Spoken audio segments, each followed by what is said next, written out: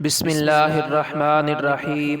حضور اقدس صلی اللہ علیہ وسلم نے ایک مرتبہ صحابہ اکرام رضی اللہ تعالی عنہم اجمعین سے ارشاد فرمایا، کیا میں تم کو ایسی چیز نہ بتاؤں جو تمام اعمال سے بہترین چیز ہے اور تمہارے مالک کے نزدیک سب سے زیادہ پاکیزہ اور تمہارے درجوں کو بہت زیادہ بلند کرنے والی اور سونے چاندی کو اللہ کے راستے میں خرچ کرنے سے بھی زیادہ بہتر، اور جہاد میں تم دشمنوں کو قتل کرو وہ تم کو قتل کریں اس سے بھی بڑی ہوئی؟ صحابہ کرام نے عرض کیا، یا رسول اللہ ضرور بتا دیں۔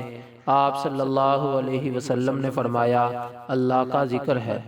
یہ عام حالت اور ہر وقت کے اعتبار سے ارشاد فرمایا ہے، ورنہ وقتی ضرورت کے اعتبار سے صدقہ، جہاد وغیرہ امور سب سے افضل ہو جاتے ہیں۔ اسی وجہ سے بعض احادیث میں ان چیزوں کی افضلیت بھی بیان فرمائی گئی ہے کہ ان کی ضرورتیں وقتی ہیں اور اللہ پاک کا ذکر دائمی چیز ہے اور سب سے زیادہ اہم اور افضل۔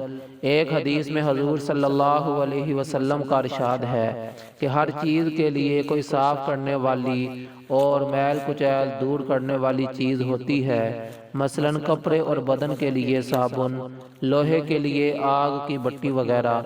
دلوں کی صفائی کرنے والی چیز اللہ تعالیٰ کا ذکر ہے، اور کوئی چیز اللہ کے عذاب سے بچانے والی اللہ کے ذکر سے بڑھ کر نہیں ہے۔ اس حدیث میں چونکہ ذکر کو دل کی صفائی کا ذریعہ اور سبب بتایا ہے، اس سے بھی اللہ کے ذکر کا سب سے افضل ہونا ثابت ہوتا ہے، اس لیے کہ ہر عبادت اسی وقت عبادت ہو سکتی ہے جب اخلاص سے ہو، اور اس کا مدار دلوں کی صفائی پر ہے۔